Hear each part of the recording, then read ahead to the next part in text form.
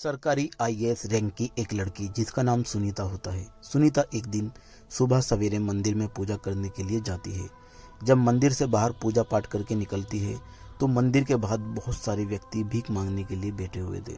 सुनीता हाथ में प्रसाद लिए हुए थी और सबको बांटती हुई आ रही थी, लेकिन अचानक से उसकी नज़र एक पागल जिसके लंबे लंबे बाल और कपड़ों से बदबू आ रही थी, उस पागल पर पड़ती है। सुनीता थोड़ा ध्यान लगाती है तो वो पागल कोई और नहीं बल्कि उसका खुद का पति सौरभ होता है, जो आज से 10 साल पहले खो गया था। आखिर सौरभ की यह हालत कैसे हो गई थी जिसने उसको पागल कर दिया था। और सुनीता को 10 साल बाद सौरभ मंदिर के बाहर भीख मांगता हुआ मिलता है। तो सुनीता क्या करती है, चलिए हम आज आपको इस वीडियो में पूरी कहानी बताते हैं। आखिर ऐसा क्या हुआ इन दोनों के बीच, क्योंकि दोस्तों पति और पत्नी का रिश्ता इस दुनिया में सबसे ज्यादा पवित्र माना जाता है, लेकिन कुछ कारण ऐसे होते हैं जिनकी वजह से इन दोनों को अलग भी होना पड़ता है। इसी तरह से ठीक 12 साल पहले सौरभ, जो एक गरीब घर का बेटा होता है, सौरभ के घर के हालात बहुत ज़्यादा नाजुक होते हैं, क्योंकि परिवार में सौरभ के पापा मजदूरी किया करते थे और मम्मी भी खेतों में काम करके परिवार का पेट पालती थी। लेकिन सौरभ को वो दोनों मिलकर पढ़ा रहे थे और उसको सभी सुविधाएं जैसे मोबाइल, लैपटॉप आदि दिलवा रखा था। सोचते थे कि सौरभ पढ़ लिख कर कामयाब हो जाएगा तो घर के हालात सुधर जाएंगे। लेकिन सौरभ जब 22 साल की उम्र में पहुंचा तो डिग्री हासिल करने के बाद सौरभ की बात सोशल मीडिया पर एक सुनीता नाम की लड़की से होती है। बातचीत इतनी ज़्यादा होने लगती है कि सौरभ और सुनीता एक दूसरे को प्यार करने लगते हैं। अब सुनीता को अगर देखा जाए तो वो एक अमीर बाप की बेटी थी, क्योंकि सुनीता की मम्मी जो एक सरकारी वकील थी और पापा भी सरकारी नौकरी किया करते थे। घर में सुनीता अपने माँ बाप के अकेली लड़की थी। सुनीता भी सौरभ के प्यार में पागल हो जाती है और दोनों मिलकर एक दूसरे के साथ शादी करने का फैसला करने लगते हैं। लेकिन दोनों के परिवार वाले इसके लिए राजी होते हैं या नहीं, ये सबसे बड़ी प्रॉब्लम थी। अब सौरभ के घर वाले तो गरीब थे और अगर अमीर बहू वो घर में लाएंगे तो उनका खर्चा भी बढ़ेगा। इस बात को सोचते हुए सौरभ के घर वाले मना करने लगते हैं, लेकिन बाद में जब सौरभ की जिद के आगे वो राजी हो जाते हैं। लेकिन सबसे बड़ी प्रॉब्लम तो सुनीता के साथ थी। सुनीता के माँ बाप चाहते थे कि सुनीता की शादी एक अच्छे लड़के से हो, जो अमीर घर का बेटा हो और अच्छे परिवार से हो। जब सुनीता अपने माँ बाप से सौरभ के बारे में बताती है तो सुनीता के माँ बाप साफ साफ इस रिश्ते के लिए और इस शादी के लिए मना कर देते हैं। लेकिन सुनीता के सर पर तो प्यार का भूत सवार था, इसलिए सुनीता की कई दिनों तक खाना पीना बंद कर देती है। घर की इकलौती बेटी होने के कारण माँ बाप से ये सब देखा नहीं जाता और वे फैसला करते हैं कि सुनीता की शादी जल्द से जल्द कर दी जाए। सुनीता को ये बात बर्दाश्त नहीं होती और वे सौरभ से कह देती है कि मेरे माँ बाप मेरी शादी मेरी मर्जी के खिलाफ ज़बरदस्ती कर रहे हैं। वे किसी भी और के साथ शादी नहीं करेगी, मर जाएगी लेकिन शादी नहीं करेगी। आखिर में वे दोनों घर से भागकर शादी करने का फैसला करते हैं। अब सुनीता थोड़े बहुत पैसे लेकर घर से निकल जाती है और भागकर दोनों शादी भी कर लेते हैं। लेकिन सुनीता के माँ बाप क्योंकि सरकारी अधिकारी थे तो वे दोनों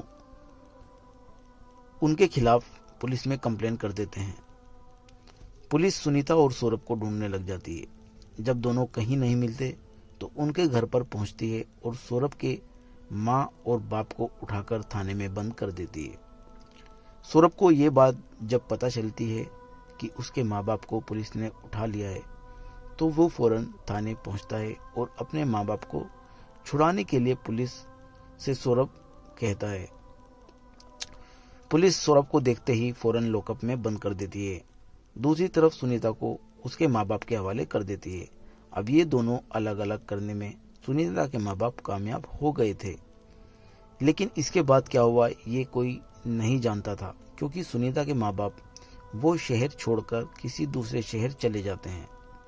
सुनीता फैसला करती है कि वे अब कभी शादी नहीं करेगी, क्योंकि सौरभ का परिवार गरीब था, जिसकी वजह से सुनीता के माँ बाप उसको ठुकरा देते हैं और इस शादी को स्वीकार नहीं करते हैं। तो वे फैसला करती है कि वे पढ़ लिख कर एक दिन बड़ी आईएएस ऑफिसर बनेगी और सौरभ और उसके परिवार की आर्थिक स्थिति को सहारा देगी। वे इस जिंदगी में अपने पति सौरभ को अपना मान चुकी थी और वो फैसला करती है कि वे अब दिल लगाकर पढ़ाई करेगी और एक अच्छी आईएएस ऑफिसर बनकर रहेगी ताकि अपने फैसले खुद ले सके। दोस्तों, इसी तरह से जब सुनीता की उम्र 30 साल हो जाती है, उसकी मेहनत और लगन के कारण वह एक दिन आईएएस बन जाती है। आईएएस बनने के बाद वो अपने पति को नहीं भूलती, क्योंकि जिसकी वजह से सुनीता ने अपना सब कुछ बर्बाद कर लिया। अभी तक शादी नहीं की थी, 10 साल हो चुके थे सुनीता और सौरभ को एक दूसरे से मिले हुए। अब होता क्या है कि सुनीता आईएएस अधिकारी बनने के बाद उसको बहुत ज़्यादा सिक्योरिटी भी मिल जाती है। सुनीता के चारों तरफ पुलिस वाले भी रहने लगते हैं। आगे पीछे उसके पुलिस का काफिला रहता था।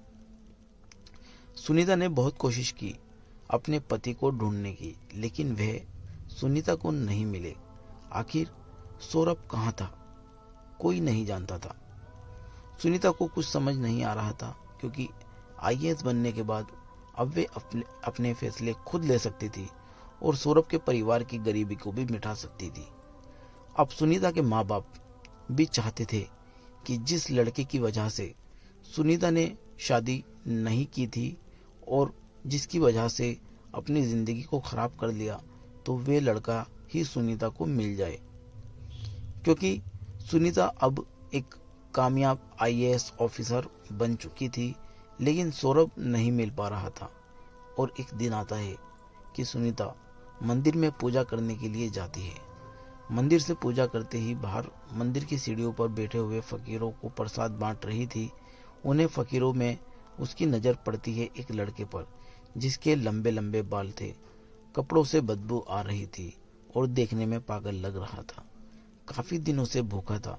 सुनीता जब उसको ध्यान लगाकर देखती है तो वे लड़का ही सौरभ होता है, जो उसका खुद का पति होता है। आखिर सौरभ की ये हालत कैसे हुई, हम आपको इस वीडियो में ही बताएंगे, क्योंकि सुनीता 10 साल पहले सौरभ को ठीक ठाक थाने में छोड़कर आई थी। हुआ क्या था जो सौरभ की ऐसी हालत हो गई थी। जिस दिन थाने में सौरभ को पुलिस ने अरेस्ट किया, तो उसके माँ बाप से डिमांड की गई थी कि 20,000 रुपये ले आओ और अपने लड़के को ले जाओ। यानी सौरभ को छुड़ाने के बदले 20,000 रुपये की रिश्वत मांगी गई थी।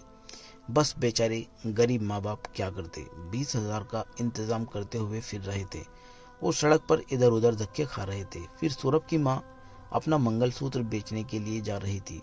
साथ में सौरभ के पापा भी थे। दोनों जब रोड क्रॉस कर रहे होते हैं तो सामने से एक ट्रक आता है और दोनों को टक्कर मार कर चला जाता है, जिसमें सौरभ के माता पिता की मृत्यु हो जाती है। बस यही सदमा सौरभ के लिए काफी था। एक तरफ उसकी बीवी उसको छोड़कर जा चुकी थी, दूसरी तरफ उसके माँ बाप इस दुनिया से चल बसे थे। सुनीता को सौरभ को देखते ही अपने साथ सिक्योरिटी वालों से कहती है कि इनको गाड़ी में बिठाइए। लेकिन सिक्योरिटी वालों को कुछ समझ नहीं आ रहा था कि आखिर ये पागल व्यक्ति कौन है। सुनीता सौरभ को घर ले जाती है और उनके बाल वगैरह कटवा देती है, जो लंबे लंबे हो रखे थे। कुछ दिनों बाद सौरभ की हालत बदलने लगती है और धीरे धीरे वे सही होने की कगार पर आ जाता है। अब जब सौरभ अपने होशो-हवास में आ जाता है तो सुनीता को ये सारी बातें बताता है।